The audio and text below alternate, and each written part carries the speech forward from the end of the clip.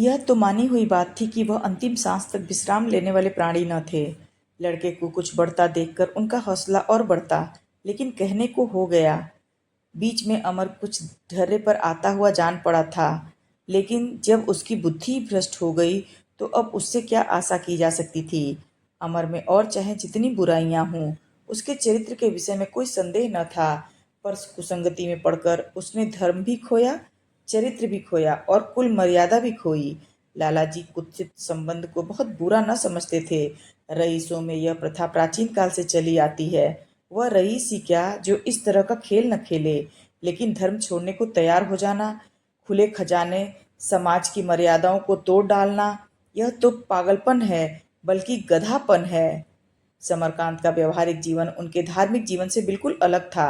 व्यवहार और व्यापार में वह धोखा धड़ी, छल प्रपंच सब कुछ क्षम्य समझते थे।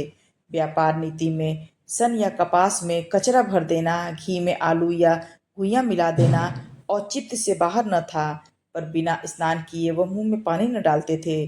40 वर्षों में ऐसा शायद ही कोई दिन हुआ कि उन्होंने संध्या समय की आरती न ली हो और तुलसी दल माथे पर न चढ़ाया हो। एकादशी को बराबर निर्जल व्रत करते थे। सारांश यह है कि उनका धर्म आडंबर मात्र था, जिसका उनके जीवन में कोई प्रयोजन न था। सलीम के घर से लौटकर पहला काम तो लालाजी ने किया वह सुखदा को फटकारना था। इसके बाद नैना की बारी आई। दोनों को रुलाकर वह अपने कमरे में गए और खुद रोने लगे। रातों रात यह खबर सारे शहर में फैल गई। तरह तरह की मिसकॉट होने लगी। समरकांत दिन भर घर से नहीं निकले, यहाँ तक कि आज गंगा स्नान करने भी न गए। कई आसामी रुपए लेकर आए, मुनीम तिजोरी की कुंजी मांगने गए। लालाजी ने ऐसा डांटा कि वह चुपके से बाहर निकल गया। आसामी रुपए लेकर लौट गए। खिदमतगार ने चांदी का गड़गड़ा लाकर सामने रख दिया। तंबाकू जल गया। लालाजी ने निगाली भी मुंह में न ली। 10 बजे सुगदा ने आकर कहा, आप क्या भोजन कीजिएगा? लालाजी ने उसे कठोर आंखों से देखकर कहा, मुझे भूख नहीं। सुगदा चली गई। दिन भर किसी काम ने कुछ न खाया। 9 बजे रात को नैना ने आकर कहा, दादा आरती में न जाइएगा? लालाजी चौंके। हाँ हाँ जाऊंगा, क्यों नहीं। तुम लोगों ने कुछ खाया कि नहीं? नैना बोली, किसी की इच्छा ही न थी, कौन खाता। तो क्या उसके पीछे सारा घर प्राण देगा?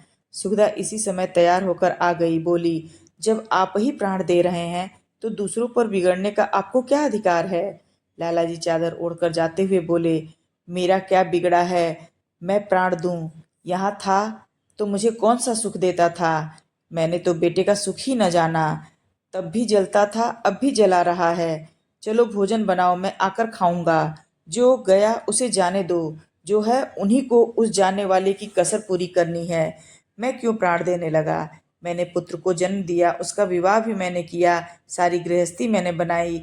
इसके चलाने का भार मुझ पर है। मुझे अब बहुत दिन जीना है, मगर मेरी समझ में यह बात नहीं आती कि इस लौंडे को क्या सूझी। पठानिन की पोती अप्सरा नहीं हो सकती, फिर उसके पीछे यह क्यों इतना लट्टू हो गया? उसका तो ऐसा स्वभाव न था। इसी को भगवान की लीला कहते हैं। ठाकुर द्वारे में लोग जमा हो गए। लाला समरकांत को देखते ही कई सज्जनों ने पूछा, अमर कहीं चले गए क्या सेठ जी? क्या बात हुई? लालाजी ने जैसे इस बार को काटते हुए कहा, कुछ नहीं, उसकी बहुत दिनों से घूमने घामने की इच्छा थी। पूर्व जन्म का तपस्वी है। कोई उसका बस चले तो मेरी सारी गृहस्थी एक दिन में लुटा दे। मुझसे यह न देखा जाता, बस यही झगड़ा है। मैंने गरीबी का मजा भी चखा है, अमीरी का मजा भी चखा है। उसने अभी गरीबी का मजा नहीं चखा। साल 6 महीने उसका मजा चख लेगा तो आंखें खुल जाएंगी। तब उसे मालूम होगा कि जनता की सेवा भी वही लोग कर सकते हैं जिनके पास धन है। घर में भोजन का आधार न होता तो मेंबरी भी न मिलती। किसी को और कुछ पूछने का साहस न हुआ, मगर मूर्ख पुजारी पूछ ही बैठा, सुना किसी जुलाहे की लड़की के फंस गए हैं। दुखी आशा से ईश्वर में भक्ति रखता है, सुखी भय से। दुखी पर जितना ही अधिक दुख पड़े उसकी भक्ति बढ़ती जाती है। सुखी पर दुख पड़ता है तो वह विद्रोह करने लगता है। वह ईश्वर को भी अपने धन के आगे झुकाना चाहता है। लालाजी का व्यथित हृदय आज सोने और रेशम से जगमगाती हुई प्रतिमा में धैर्य और संतोष का संदेह न पा सका। लालाजी का व्यथित हृदय आज सोने और रेशम से जगमगाती हुई प्रतिमा में धैर्य और संतोष का संदेश न पा सका। कल तक यही प्रतिमा उन्हें बल और उत्साह प्रदान करती थी। उसी प्रतिमा से आज उनका विपदग्रस्त किसी और को कुछ पूछने का साहस न हुआ, मगर मूर्ख पुजारी पूछ ही बैठा, सुना किसी जुलाहे की लड़की से फंस गए थे।